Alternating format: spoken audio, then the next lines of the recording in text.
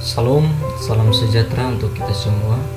Perkenalkan, nama saya Gabriel Umbogo Kosabahudi, NIM 22032421. Saya mahasiswa Sekolah Tinggi Ilmu Administrasi Setia Malang, Prodi D3 Pereka Medis dan Informasi Kesehatan. Dosen pengampu Henry Didiharto, Escape, NS, MPD.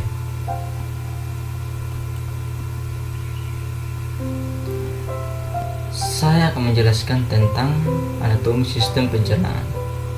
Yang pertama mulut, kedua kerongkongan, ketiga empedu, keempat pankreas, kelima lambung, keenam hati, ketujuh usus besar, dan kedelapan usus halus. Pertama-tama saya akan menjelaskan tentang rongga mulut atau cavitas oris. Mulut merupakan awal dari saluran pencernaan makanan, di mana mulut menerima dan kemudian melumatkan serta mencerna makanan yang masuk sebelum akhirnya benar-benar dicerna oleh lambung. Fungsi mulut yaitu makanan yang masuk ke dalam mulut dan melewati saluran pencernaan lain, kemudian dicerna dan diserap di usus. Selanjutnya sisa makanan akan dikeluarkan melalui anus. Mulut juga terbuka keluar di bibir dan bermuara di tenggorokan di belakang. Batas-batasnya ditentukan oleh bibir, pipi, langit-langit keras dan lunak, dan glutis, di mana itu dibagi menjadi dua bagian, yakni ruang depan, area antara pipi dan gigi, dan rongga mulut yang tepat. Bagian terakhir sebagian besar diisi oleh lidah. Otot besar dengan kuat berlabuh di dasar mulut oleh frenulum liguen. Rongga mulut merupakan bagian dari saluran pencernaan yang terletak di mana makanan akan dikunyah, dan air liur juga diproduksi oleh tempat tersebut untuk membantu mendorong makanan agar bisa sampai di lambung. Selain peran utamanya dalam asupan dan pencernaan awal makanan, mulut dan strukturnya sangat penting bagi manusia untuk membentuk berbicara. Berikutnya, faring. Faring adalah suatu kantong fibromuskuler yang bentuknya seperti corong, yang besar di bagian atas dan sempit di bagian bawah, serta terletak pada bagian anterior kulum vertebra. Faring terdiri atas dua bagian. Yang pertama, nasofaring. Nasofaring merupakan ruang atau rongga berbentuk kubus yang terletak di belakang rongga hidung atau kuana, tepat di bawah dasar tengkorak yang berhubungan dengan orofaring. Nasofaring di bagian anterior berbatasan dengan rongga hidung melalui kuana. Bagian superior berbatasan dengan dasar tengkorak. Bagian posterior berbatasan dengan fascia prevertebralis dan atlas dan axis, sedangkan bagian inferior berbatasan dengan palatum mole dan orofaring setinggi isthmus faring. Kedua, orofaring. Orofaring disebut juga mesofaring, dengan batas atasnya adalah palatum mole, batas bawah adalah tepi atas epiglotis, dan depan adalah rongga mulut, sedangkan ke belakang adalah vertebra cervical. Struktur yang terdapat di rongga orofaring adalah dinding posterior faring, tonsil palatine, fossa tonsil, serta arcus faring anterior dan posterior, uvula, tonsil lingual, dan foramen cecum. Kemudian esofagus. Esofagus merupakan sebuah saluran berupa tabung berotot yang menghubungkan dan menyalurkan makanan dari rongga mulut ke lambung. Dari perjalanan yang dari faring menuju gaster, esofagus melalui 3 kompartemen dengan dibagi berdasarkan kompartemen tersebut, yaitu leher, vas cervicalis sepanjang 5 cm dan berjalan di antara trakea yang columna vertebralis. Esofagus mempunyai 3 daerah normal penyempitan yang sering menyebabkan benda asing bersangkut di esofagus. Penyempitan pertama adalah disebabkan oleh musculus cricopharyngeal, di mana pertemuan antara serat otot striata dan otot volos menyebabkan daya propulsif melemah. Daerah penyempitan kedua disebabkan oleh persilangan cabang utama bronkus kiri dan arcus aorta. Penyempitan yang ketiga disebabkan oleh mekanisme sphincter gastroesophageal.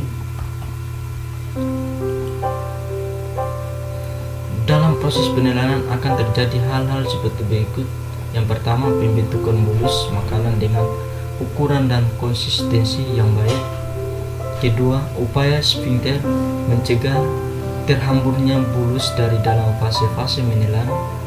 Ketiga, mempercepat masuknya bulus makanan ke dalam faring pada saat respirasi. Keempat, mencegah masuknya bolus makanan ke dalam faring dan pada saat respirasi. Keempat, mencegah masuknya makanan dan minuman ke dalam nasofaring dan laring. Kelima, kerjasama yang baik dari otot-otot di rongga mulut untuk mendorong bolus makanan ke arah lambung. Keenam, usaha untuk membersihkan kembali esofagus. Proses penelan di mulut, faring, laring, dan esofagus secara keseluruhan akan terlihat secara berkesinambungan.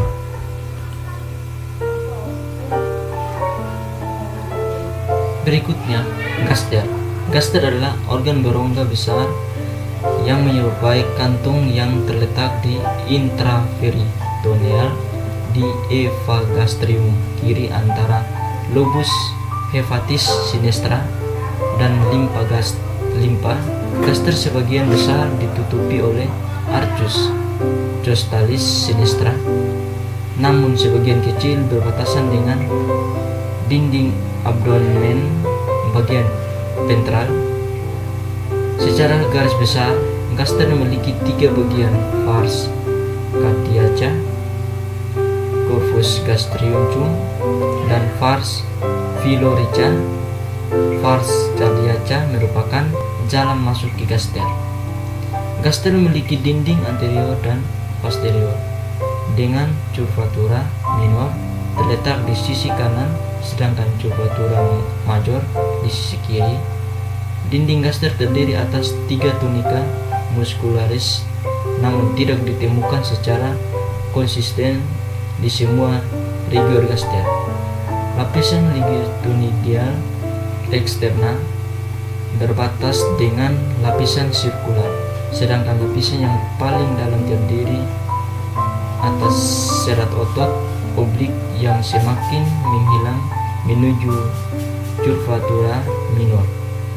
Dinding gaster terdiri dari tunica mucosa yang dipisahkan dari lapisan tunica muscularis oleh lapisan tela submucosa. Gaster memiliki banyak fungsi: menerima, menyimpan, mencampur, dan mencerna produk makanan yang serta mengeluarkan berbagai hormon yang mengatur fungsi pencernaan. Komponen utama sekresi gaster adalah pepsin, asam hidroklorida, mukus, faktor intrinsik, air, lisosim, dan berbagai elektrolit. Berikut ada intestinum tenuum. Intestinum tenuum merupakan organ pencernaan yang sering disebut sebagai smile intestine atau usus kecil atau usus halus. Intestinum tenuum menghubungkan dari gaster hingga valvula iliocercal biohine yang merupakan batas antara intestinum tenuum dengan intestinum crassum. Saluran organ yang termasuk dalam intestinum yaitu duodenum. Duodenum adalah bagian terpendek dari usus halus. dengan panjang kira-kira 20 sampai 25 cm. Bagian awal didunung dibatasi dengan filurus, sedangkan bagian akhirnya menyatu dengan bagian awal jejunum atau usus kosong. Jejunum adalah bagian usus halus setelah dedunum. Panjangnya kira-kira 2,5 meter dan lapisan dalamnya tersusun atas banyak lipatan yang disebut jonjot usus atau fili. Berikutnya ada kolon. Usus besar atau kolon berbentuk tabung muskular berongga dengan panjang sekitar 1,5 meter atau 5 kaki yang berbentang dari cecum sehingga canalis ani. Diameter usus besar sudah pasti lebih besar daripada usus kecil, yaitu sekitar 6,5 cm atau 2,5 inci. Terdapat makin dekat anus diameternya semakin kecil. Kolon dibagi lagi menjadi kolon ascenden, transversum, descenden, dan sigmoid. Kolon adalah organ pengiring dan penyimpan. Kolon normalnya menerima sekitar 500 ml primus dari usus halus per hari. Karena sebagian besar pencernaan dan penyerapan telah diselesaikan di usus halus, maka isi yang disalurkan ke kolon terdiri dari residu makanan yang tak tercerna, misalnya selulosa, komponen empedu yang tidak terserap, dan cairnya. Berikutnya ada rektum. Rektum merupakan sebuah saluran yang berawal dari ujung usus besar dan berakhir di anus. Rektum berfungsi sebagai tempat penyimpanan sementara fase. Biasanya rektum akan kosong karena tinja disimpan di tempat yang lebih tinggi, yaitu pada kolon descendens. Rektum merupakan bagian distal dari usus besar yang dimulai dari setinggi cusbus sacralis. 3 rektum dibagi menjadi 3 bagian, diantaranya yaitu yang pertama rektum bagian bawah, yaitu sepanjang 3 sampai 6 cm dari anal verge. Berikut rektum bagian tengah, yaitu sepanjang 6 sampai 10 cm dari anal verge. Kemudian ada anus. Anus adalah bagian terakhir dari saluran pencernaan. Sepanjang anus adalah kira-kira 4 sampai 5 cm. Anus memang memainkan perannya penting untuk defekasi sekitar terjadi kelainan defekasi tidak dapat berlangsung normal. Terdapat beberapa otot yang membantu anus agar defekasi lancar, seperti pubercoultra merupakan bagian dari otot levator, ani sphincter, ani externus atau otot lurik, dan sphincter ani internus atau otot polos.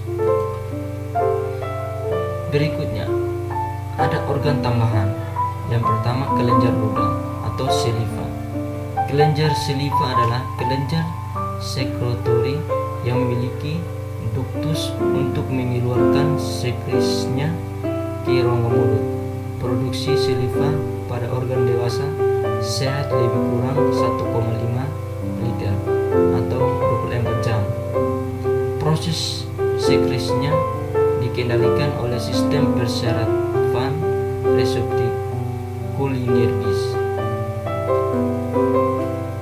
Berikutnya ada gigi. Gigi adalah bagian kecil yang terdapat di rahang atas atau bawah. Setiap gigi tertanam di dalam gusi. Akarnya menembus garis gusi dan masuk ke tulang rahang. Jika di total jumlah gigi dari tulang rahang atas maupun bawah sejumlah 32 gigi. Fungsi gigi berdasarkan jenisnya. Gigi seri dan gigi seri terletak di depan, biasanya berjumlah masing-masing 4 di atas dan di bawah dan berfungsi untuk menggigit makanan. Gigi taring. Gigi taring mengapit gigi seri dan berjumlah masing-masing 2 di rahang atas dan bawah. Gigi taring berfungsi untuk menyobek makanan. Kemudian gigi geraham depan atau premolar. Mengapit gigi taring adalah geraham depan yang berjumlah masing-masing 4 buah di atas dan di bawah. Gigi ini berfungsi untuk menghancurkan dan minumnya makanan. Kemudian gigi geraham belakang atau molar terletak di belakang geraham depan. Fungsi gigi ini adalah untuk mengunyah dan menggiling makanan menjadi lebih halus. Berikutnya ada lidah. Lidah merupakan indera mengecap yang terdiri dari sejumlah bagian dan memiliki beberapa macam fungsi. Selain berfungsi sebagai mengecap, lidah juga memiliki beberapa fungsi utama, antara lain membantu kita berkomunikasi, mengunyah, dan menelan makanan. Lidah terdiri dari sekumpulan otot tanpa tulang yang dilapisi oleh jaringan berwarna merah bernama mukosa. Satu-satunya tulang yang berhubungan langsung dengan lidah adalah tulang hyoid. Tulang ini terletak di antara leher dan dagu bagian dalam. Lidah juga memiliki bagian lain yang disebut dengan frenulum. Bagian ini menghubungkan lidah dengan dasar rongga mulut, sekaligus berfungsi sebagai penyangga lidah. Fungsi lidah. Yang pertama, alat pengecap. Lidah memiliki alat perasa untuk merasa makanan, minuman, atau apapun yang masuk ke dalam mulut. Kedua, membantu berkomunikasi. Lidah bekerja sama dengan bibir dan gigi untuk membuat suara dan keluar dari dalam tenggorokan menjadi jelas dan mudah untuk dipahami oleh lawan bicara. Tanpa lidah, perkataan seseorang akan sulit dipahami. Ketiga, membantu mengunyah makanan. Karena bisa menggerakkan bebas di dalam mulut, lidah berfungsi membantu mengolah makanan dan minuman dari padat menjadi lembek, sehingga mudah untuk ditelan. Keempat, membantu menelan. Setelah makanan dikunyah dan menjadi halus, lidah yang akan mendorong makanan ke dalam tenggorokan lalu masuk ke dalam lambung, diolah oleh organ pencernaan. Kelima, membantu mengisap. Fungsi lidah sebagian alat bantu mengisap cairan paling jelas terlihat pada bayi. Bayi menggunakan lidah saat mengisap air susu ibu. Kemudian ada kandung impedu.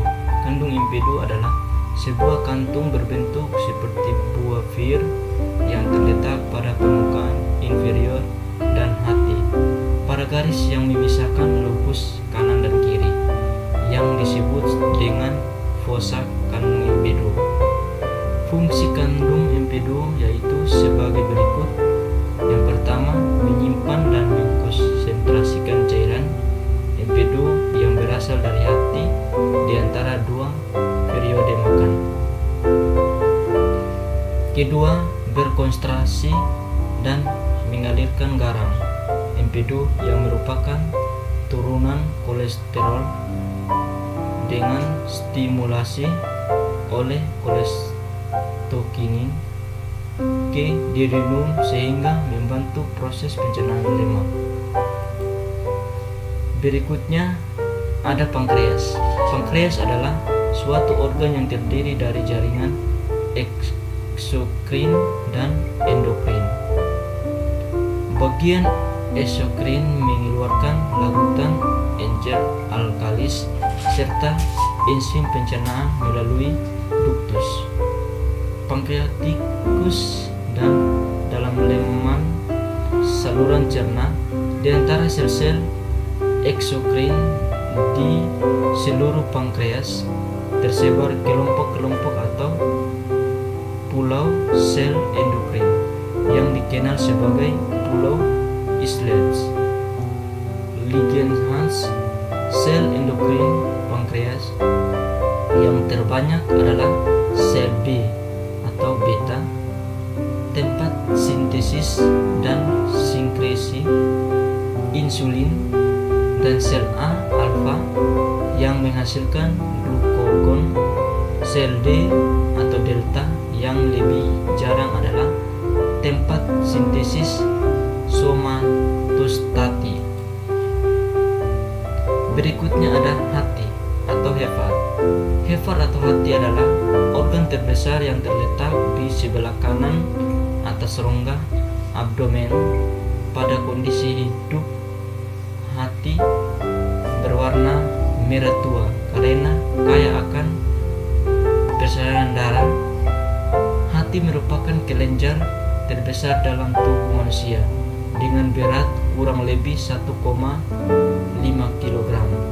Hepat terbagi menjadi 4 lobus, yakni lobus dextra, lobus caudatus, lobus sinistra, dan lobus quadratus.